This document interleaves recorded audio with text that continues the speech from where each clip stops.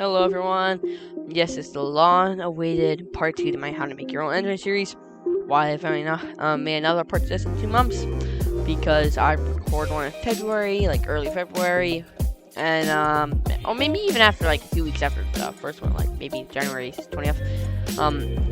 Late in early February, had OBS messed it up and put into little chunks, and I thought I could make it into a Frankenstein video, but it turns out the chunks were from different spaces at a time, missing like 2 to 3 minutes of each part of the video. So I said nope, and I lost motivation for it. Anyways, we are back, and I'm going to teach you how to add your own things. Also, this will be kind of showcase of code, so no, I will not be typing out the code because I'm too lazy to undo everything I did.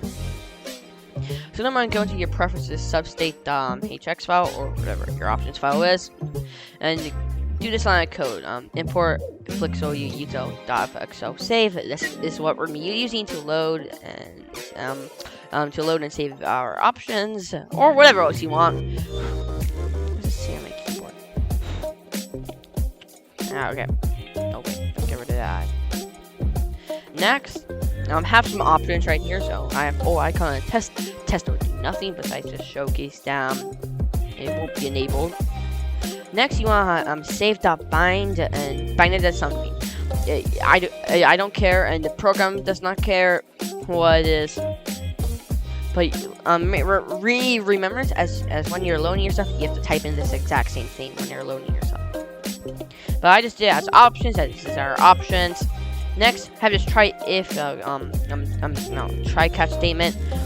This is just so we can load in the options, because if you don't know, in Haxi Flixo, if something is null and you try to access it, Haxo Flixo doesn't go very well with that. Haxi just doesn't like that, and it will crash. So what you have to do is you have to check if it's null.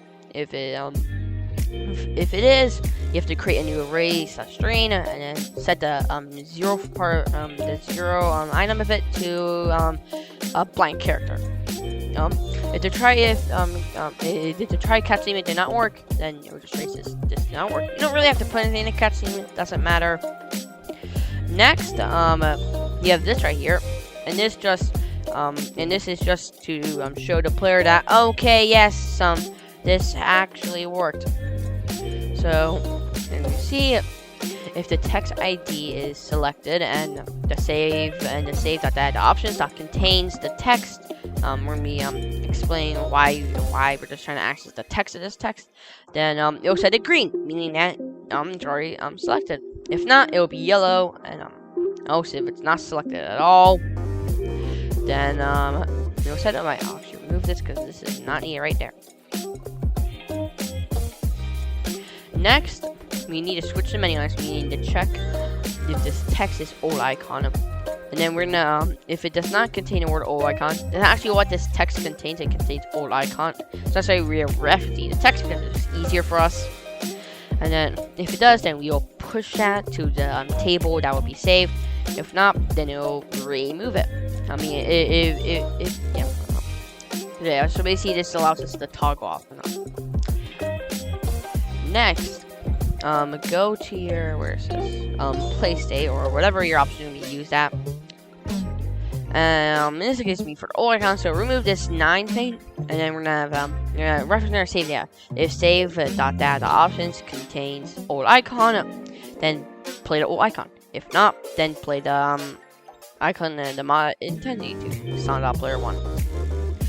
Next, the same thing as last time, make sure they're clear though. So I save, make a variable called options, and bind it to whatever you bind it in your settings. So I did options, so I bind it to options. I have the same try if statement because it's the player. Try catch statement because if the player never accesses the options, being for playing, then it will crash. So just have this every time you're setting these, because you never know if the player is not just gonna magically go into options. You can't predict that. Next, as a little side thing, comment out this entire NGO thing. Don't delete it, because you might want to use Newgrounds stuff. Yeah, NGO handles the Newgrounds API, so if you want to use that, then that's why you have a comment for later. And then every time it mentions something in NGO, in this file, you can do that by going to search in Visual Studio Code, going to search in NGO, and then deleting that line of code. All right. So now after that, that's really much it. There's also one more thing we need. We need to go to title state.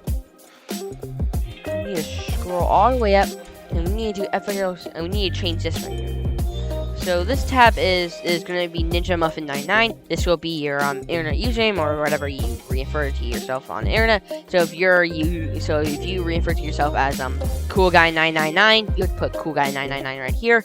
Then there's the name of your thing. You can keep as Funkin'. It will default to Funkin'. But I put my my one as Tutorial Engine. There's some gunk on this keyboard too. All right. So. Now this renovation. Well, I do not care. For right now. So now we go to Friday Funkin', and we will test this. I'll lower that down a bit.